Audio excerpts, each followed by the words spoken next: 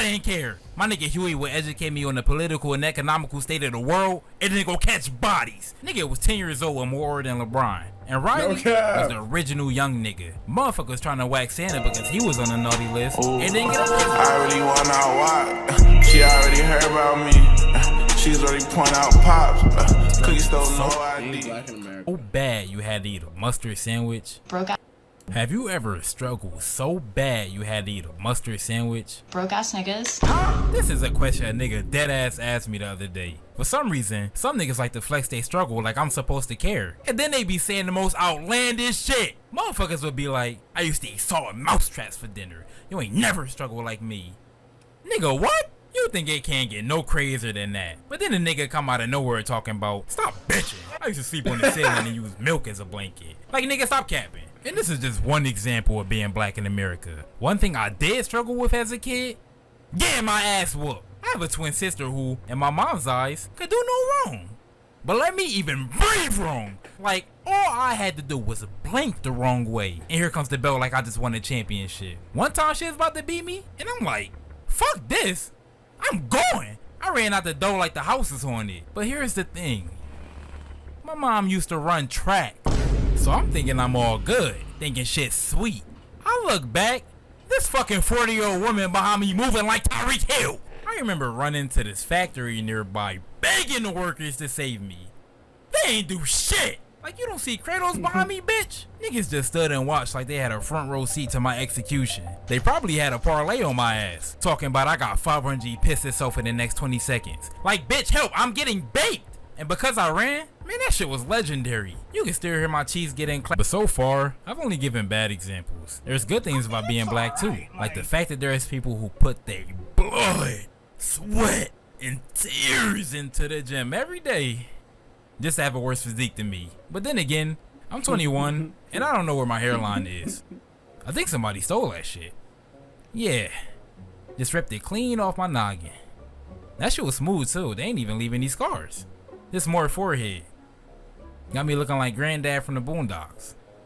And speaking of the Boondocks, that shit was lit. Nobody likes you, Huey, cause you a gay. The Boondocks was this anime tailored to black people, and they did not hold back. One episode they be trapping candy like it's literal crack. The next episode they playing the Chinese government in a life or death game of kickball. That shit would not slide in today's society. They had this show canceled faster than my mom chasing me. I honestly have no idea how I was allowed to watch this shit at a young age. But I didn't care. My nigga Huey would educate me on the political and economical state of the world and then go catch bodies. Nigga was 10 years old and more than LeBron. And Riley was the original young nigga. Motherfucker was trying to whack Santa because he was on the naughty list and didn't get a present. Like, little bro, you don't deserve shit. That's why you got your ass beat more than I did. This show was genuinely unmatched. They was playing with racism like how my ex played me. Can a nigga borrow a french fry? And speaking of racism, unlike other races, black people have no tolerance for disrespect. Like, whenever I see another race walk away from an altercation, I'm like, how the fuck he do that?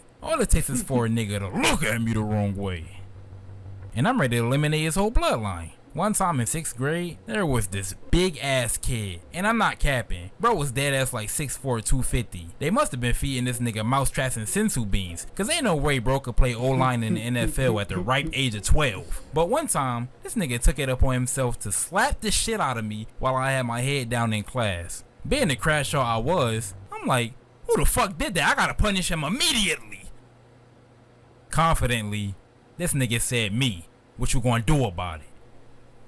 Bro, I'm salty as fuck. Cause out of all the people to slap my ass, it was this Mark Henry looking ass nigga. But the black in me would not let that shit slide. He has tarnished my legacy. So I stand on top of my desk to level the playing field, and I start throwing haymakers. I didn't even care that my punches probably felt like squeaky toys. I kept swinging. Security had to pull me off him and carry me out the class like I won. But after the adrenaline wore off, I couldn't move my neck. Nigga paralyzed me. Nonetheless, I stood on business. Even though I knew I was going to get my ass beat. And that's what we call a fucking dumbass. Any other race would have had this nigga indicted faster than Draymond Green getting ejected. But I got my neck broken for some street cred. Pause. On a related note, I personally never experienced racism as a kid. I grew up in a predominantly black area, so I was just chilling with my niggas. And by chilling with my niggas, I mean getting in fights every day. And losing.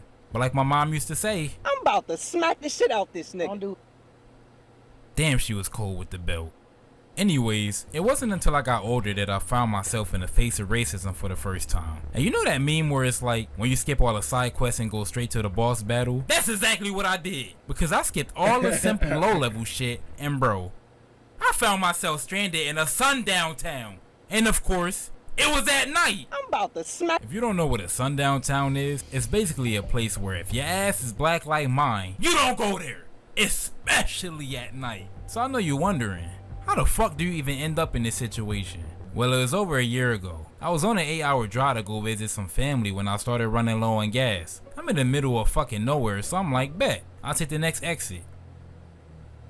My nigga, I didn't see another exit for like 30 fucking miles. By the time one finally came up, my tank was on E. So now I'm racing to the nearest gas station, cause I know at any moment, this shit finna stop. I didn't pay much attention while I was driving, but something about this place seemed different. Nonetheless, I kept it pushing. Finally, I see this old ass looking gas station in the distance. I get right across the street and guess what my car does? Betray me! Luckily, I keep that thing on me. A gas can. So I happily walk my way over to this dingy looking gas station, and bro, it was so many flies surrounding the pump. So now I'm walking back to my car and I noticed something. Not a single sound could be heard. But I shrugged it off, filled up my tank, and tried to start the car. Bro, I turned the key. Nothing happened. So now I'm tweaking because why is my vehicle not cutting on? I gassed it up like the trash ass song your homeboy show you when he say y'all making it out. Nigga, we are stuck here. I didn't know much about cars at this point, so I decided I'd find someone who did. Bitch, I didn't see another human being for 45 minutes. Finally, after what felt like forever, a vehicle spawned in the distance. So I get my ass in the middle of the road. Guess what these niggas did when they came up to me? They ignored me! Niggas passed me like Ben Simmons with an open layup. I should have pulled out an RPG and blew their ass up. But now I'm uncomfortable because I couldn't understand how they could just disregard a person obviously in need of help. So about 15 minutes later, another car spawned in. They did the same shit! And then that's when it hit me. I'm black. And when the next few vehicles ignored me like my dad in my childhood, I knew I was cooked. Eventually, I got my car to start and made it out of there unscathed. Funny thing is, I didn't even know I was in a sundown town until months later. Them niggas knew not to fuck with me though. Let them win and try some shit. I was itching to uphold on them. And by uphold, I mean run for my fucking life. Fucking little bitch! Now, obviously, there is more to being black in America than what I covered. But I don't want to get political or talk about stereotypes. I'm just giving y'all my personal experience of being an African American in the USA. Even though I'm in Korea right now. But for all my niggas holding it down, let us know some funny shit down in the comments below. Shit, even if you're not black, share some funny things that happen in your culture. I hope everyone. Facts. This nigga channel is funny as hell. My bro, we smoking though. Yeah, I want my bro and he poke me up. Yeah, I'm with this big and shit cool as fuck. Yeah, I'm with this big, I'm just coolin', bro. And my face is filled with colors, bro. Yes, I'm fly for real, something like that. And I make sure my bitches feel all my love. And this though my best friend, I'm kicking shit with my bud. Damn, I'm so high.